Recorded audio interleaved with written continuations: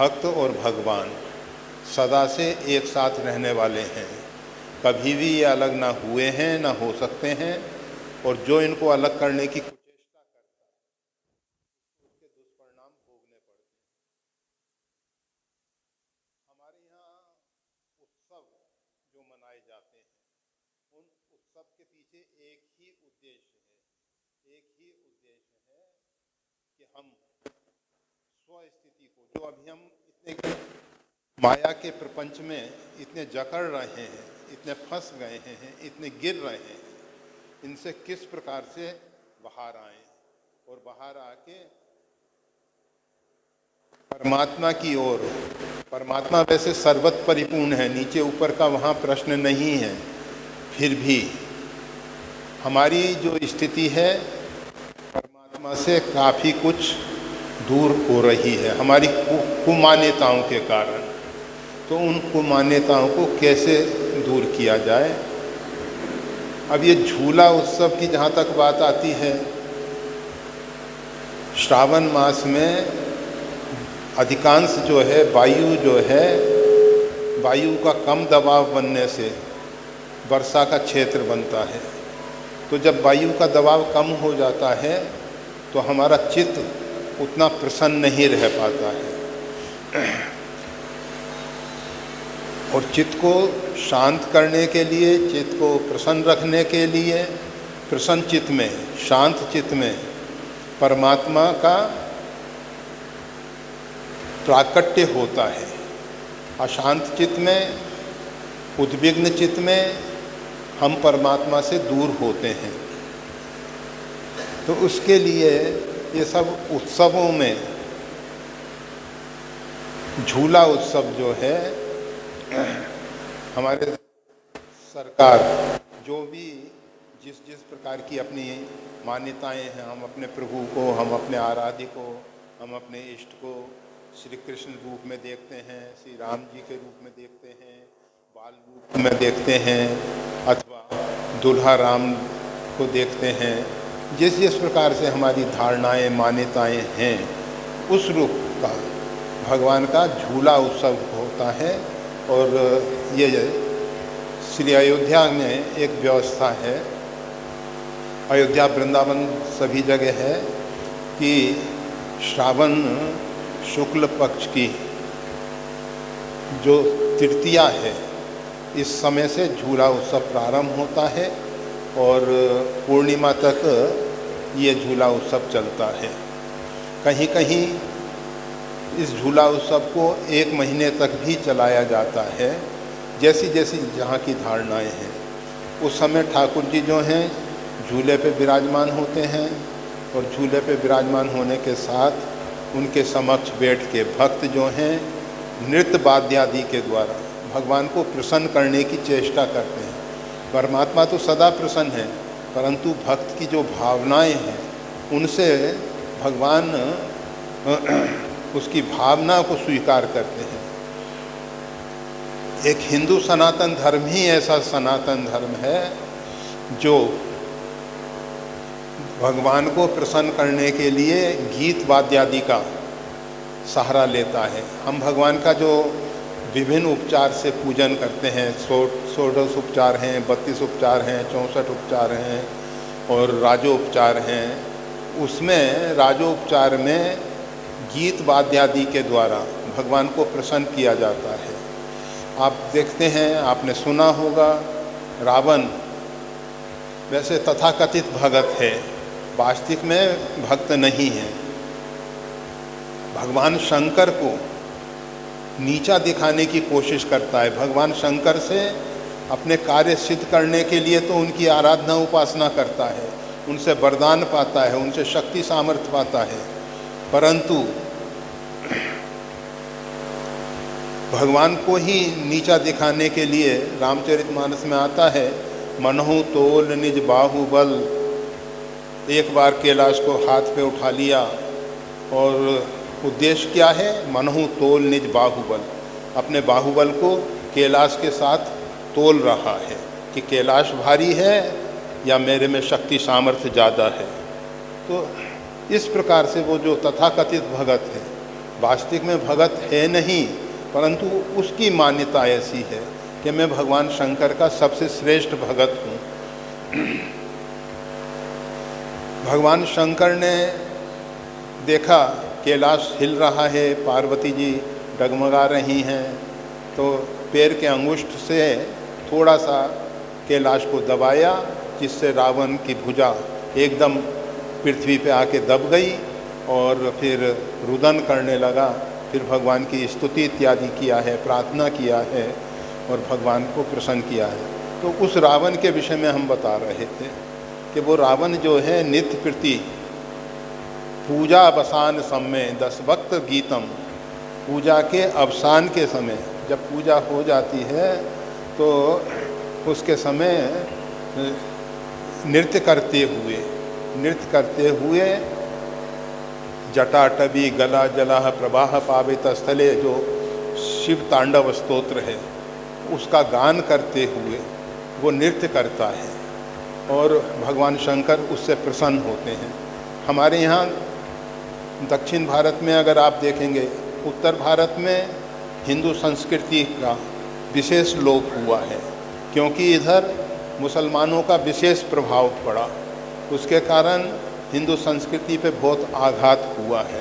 परंतु दक्षिण भारत में भिन्न भिन्न मंदिरों में भिन्न भिन्न देवताओं के भिन्न भिन्न वाद्य हैं, वाद्य यंत्र बजते हैं, विशेष प्रकार के संगीत उनके हैं। हर एक देवता का अलग अलग संगीत है, अलग अलग वाद्य है, उनके द्वारा उनको प्रसन्न किया जाता है। तो झूला उत्सव में भगवान के सामने अपनी अपनी धारणाओं और मान्यताओं के अनुसार गीत गाए जाते हैं, नृत्य इत्यादि किया जाता है और भगवान को प्रसन्न किया जाता है। कहीं कहीं अब इस सब व्यवस्थाएं न होने पर केवल गीत गायन ही हो जाता है और कहीं ऐसा देखा जाता है कि गीत गायन भी नहीं कर पाते हैं, पर ठाकुर जी को झूले में बैठा देते हैं। कभी न कभी मन में विचार तो आएगा कि भाई जो कार्य हम कर रहे हैं उसको सविधि पूर्वक करना चाहिए। कार्य तो हम करते हैं, परंतु अगर वो विधि पूर्वक किया जाता है तो उसका पूरा परिणाम आता है। आप जानते हैं, एक बंदूक की गोली है, उसको हम हाथ से ऐसे फेंक दें, चोट लगेगी, परंतु उसकी पूरी ताकत कब दिखाई देती है? जब विधिवत बंदूक की नलिका से निकल के वो गोली जाके किसी स्थान विशेष पे लगती है, लोहे की मोटी चादर को, सीट को छेद कर देती है वो। तो उसमें ताकत तो बहुत है, परंतु अविधि पूर्वक अगर हम ऐसे ही सीधे फेंक देते हैं तो उसकी ताकत देखने को नहीं मिलती है। और जब हम उसको विधि पूर्वक करते हैं तो झूला उत्सव में अगर विधि पूर्वक हम भगवान को एक समय विशेष पर, अयोध्या इत्यादि में, अयोध्या वृंदावन की हम विशेष बात कर रहे हैं, वहाँ संध्या समय ठाकुर जी विशेष रूप में झूले में आते हैं, विराजमान होते हैं। कहीं कहीं भगवान का जो उत्सव विग्रह है उसको रखा जाता है, कहीं कहीं भगवान का बड़ा विग्रह भी झूले में बैठाया जाता है। करोड़ों रुपए के भगवान के झूले हैं, क्योंकि उसमें स्वर्ण और चांदी से काफ़ी कुछ कार्य किया गया है। तो करोड़ों रुपए के झूले भगवान के बनते हैं और भगवान के लिए जो हम त्याग करते हैं, भगवान के लिए जो हम समर्पण करते हैं, भगवान हमारे त्याग और समर्पण को देखते हैं। भगवान हमारे पैसे से खुश नहीं होते हैं कि मेरे लिए इतना पैसा, इतना धन इसने लगाया, परंतु उसके अंदर कितनी त्याग की वृत्ति है, उस त्याग की वृत्ति से भगवान प्रसन्न होते हैं। तो झूला उत्सव में भगवान के लिए अच्छे से अच्छे झूले तैयार किए जाते हैं।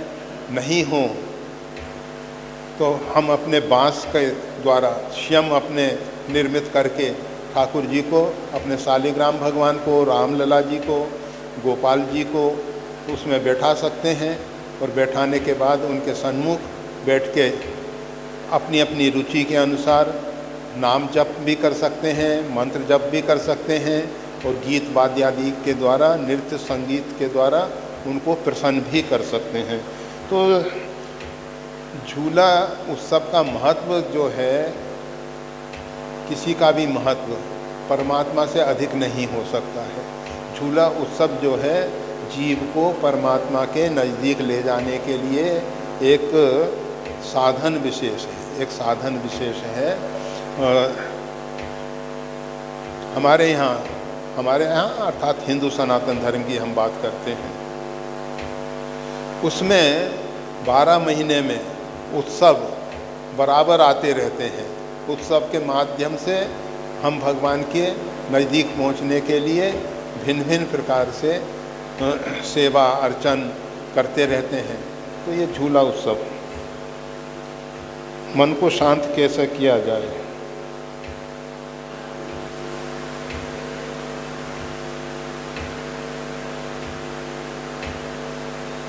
हमारा मन अशांत क्यों होता है? हमारे अंदर जो इच्छाएं पैदा होती हैं संग दोष के कारण, संगा संजायते काम, ये जो कामना की उत्पत्ति होती है संग दोष के कारण होती है। हमने देखा कि अमुक ऐसा कर रहा है, अमुक ने अमुक प्रकार की गाड़ी खरीदी है, अमुक प्रकार का बंगला बनाया है, अमुक प्रकार की सुख सुविधाओं में रहता है। हमारे अंदर भी वही वासनाएं पैदा होती हैं कि इस प्रकार के बंगले हों, इस प्रकार की गाड़ी हो, इस प्रकार की सुख सुविधाएं हों। कोई व्यक्ति जब आगे बढ़ने लगता है तो हमारे मन में ईर्ष्या होती है कि हम उससे आगे बढ़ जाएं, हम गति बढ़ाते हैं। गति बढ़ाने पर हम जब आगे नहीं बढ़ पाते हैं तो हमारे सामने कोई उपाय नहीं रहता है, फिर हम उसकी टांग पकड़ के खींचने की कोशिश करते हैं। अब ये टांग पकड़ के खींचने का जो उदाहरण है, ये अनेक प्रकार से समाज में देखने को मिलता है। जब हमारे मन में ईर्ष्या होती है, किसी के प्रति भी ईर्ष्या होती है, फिर द्वेष का रूप ले लेती है, घृणा का रूप ले लेती है, हम उसमें छिद्रान्वेषण करते हैं, उसके कार्यों में विघ्न बन के खड़े होते हैं। हम ये नहीं जानते कि ये जो आज हम कर्म कर रहे हैं इसका फल हमको ही भोगना पड़ेगा। ये कर्म के जो बीज हैं हम बो रहे हैं।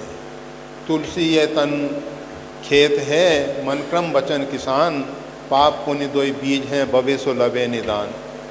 गोस्वामी तुलसीदास जी कहते हैं तुलसी ये तन खेत है, ये शरीर रूपी खेत में पाप और पुण्य रूपी 2 प्रकार के बीज मन, वाणी और क्रियाओं के द्वारा हम बोल रहे हैं और फिर समय आने पर फल भोगना पड़ता है।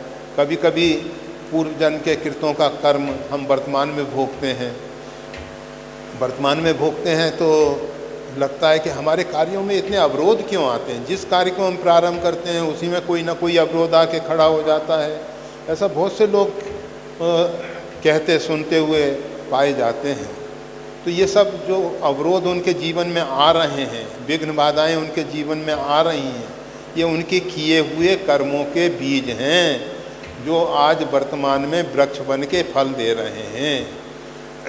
कर्म करने के समय हम सावधान नहीं हैं।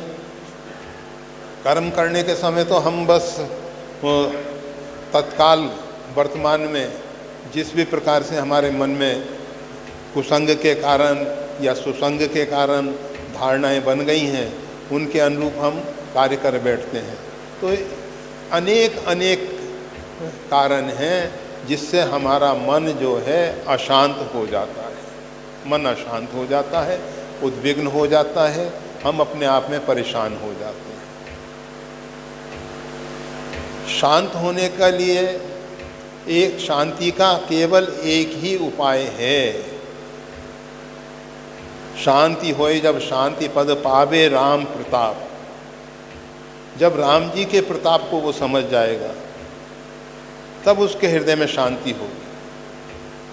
बिना राम जी के प्रताप को समझे। राम जी का प्रताप समझने के लिए वैसे आप शांति मंत्र पढ़ते हो, ओम ध्यो शांति, अंतरिक्ष शांति, पृथ्वी शांति, रापः शांति। ये जो शांति है इसका मूल स्रोत जो है, मूल केंद्र जो है, वो त्रिपादश्यम मृतम दिवी, 3 पाद जो अमृत लोक है, 3 पाद में अमृत दिव्य लोक है, 1 पाद में मतलब 75% जो है वो अमृत दिव्य लोक है, जहाँ शांति का भंडार है, जहाँ शांति का भंडार है। शांति का प्रसारण वहाँ से होता है, वो अंतरिक्ष में आती है। अंतरिक्ष में आने पर ये जो निहारिकाएं हैं उसमें असंख्य तारे हैं। तारों का परिचय आप सब सूर्य से कर सकते हैं। सूर्य भी एक छोटा सा तारा है, छोटा सा तारा है, बहुत छोटा तारा है, बहुत नन्हा तारा है। इस प्रकार से निहारिका में असंख्य तारे हैं। वो जो शांति है निहारिका में आती है। अगर निहारिका अपने आप में सुव्यवस्थित कार्यरत है तो शांति होती है। आप देखते हैं, आप अपने शरीर को देखते हैं, शरीर से आपका अच्छे समय से साथ रहने के कारण ये जीवात्मा आपके शरीर में लंबे समय से रह रहा है, इसलिए इसका आपको बहुत कुछ अनुभव है, बहुत कुछ अनुभव है। जब आपका शरीर स्वस्थ होता है तो आपको जैसे सिर दर्द हो रहा है तो मालूम पड़ता है कि सिर है। अगर सिर आपका स्वस्थ है, शांत है, तो आपको मालूम भी नहीं पड़ेगा कि सिर है। इसी प्रकार से ये जो विश्व ब्रह्मांड है उसमें निहारिकाएं स्वस्थ हैं, अर्थात अपनी स्व स्थिति में हैं। स्वस्थ होना मतलब स्व स्थिति में होना है। अगर वो अपनी स्थिति को छोड़ के, जैसे ग्रह कभी वक्री हो जाते हैं तो वक्री होने से उनके दुष्प्रभाव देखने को मिलते हैं। इसी प्रकार से निहारिकाएं अपने आप में सही हों, उसमें तारे सही हों।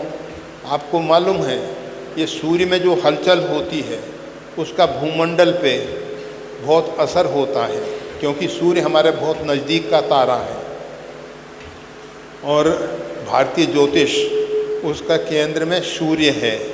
और इसको हमने सूर्य ज्योति ज्योतिष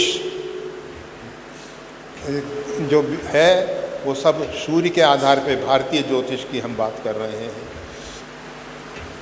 तो सूर्य में जो हलचल होती है, सूर्य में जो विस्फोट होते हैं, उनका असर जलाशयों पे होता है, पृथ्वी पे होता है, वनस्पतियों पे होता है, हमारे मानव के मन पे होता है, हमारी बुद्धि पे होता है। तो शांति के लिए अंतरिक्ष में जो पिंड हैं, तारे के इर्द गिर्द घूमने वाले जो ग्रह हैं, ग्रह के इर्द गिर्द घूमने वाले उपग्रह हैं, जैसे सूर्य के इर्द गिर्द घूमने वाले बृहस्पति है, शनि है, मंगल है, बुध है, ये सब ग्रह हैं। इनके इर्द गिर्द घूमने वाले चंद्रमा हैं। हमारे पृथ्वी भी सूर्य के इर्द गिर्द घूमने वाला एक ग्रह है। इस ग्रहों की शांति हो,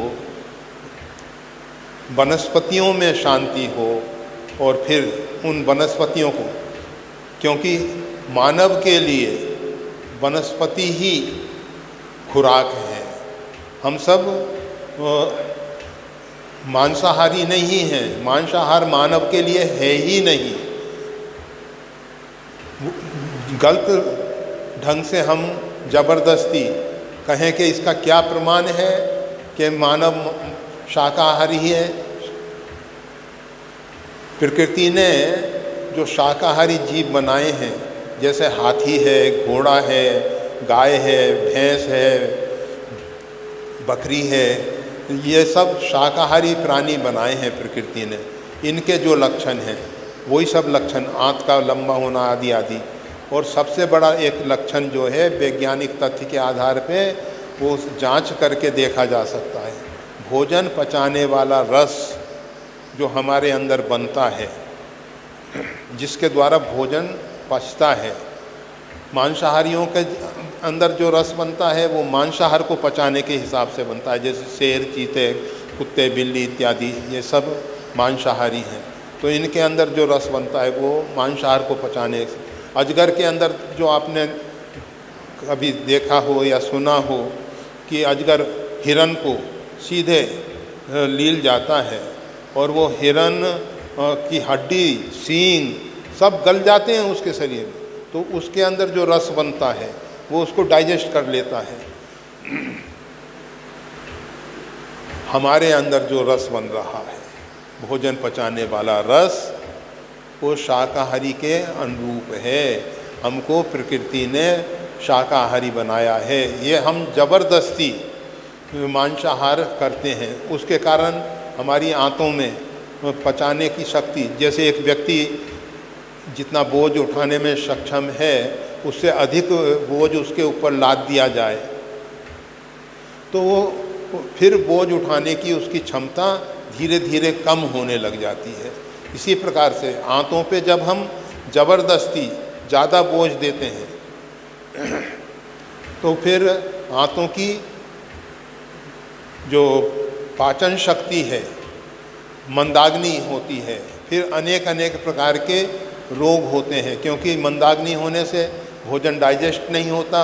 भोजन जब डाइजेस्ट नहीं होता तो आंतें जो हैं उसको आगे नहीं बढ़ने देती हैं, आगे नहीं बढ़ने देती हैं, हम ऊपर से भरते रहते हैं, आगे नहीं बढ़ने के कारण कब्जियत होती है और पेट में फिर अन्न जो है पहले का खाया हुआ अन्न सड़ने लगता है, उसमें फिर गैस बनती है, वायु बनती है, वो फिर हमारे शरीर के अंग उपांग में प्रवेश करके हमको दर्द पैदा करती है, बात रोग होते हैं, अनेक अनेक प्रकार की व्याधियाँ पैदा होती हैं। तो ये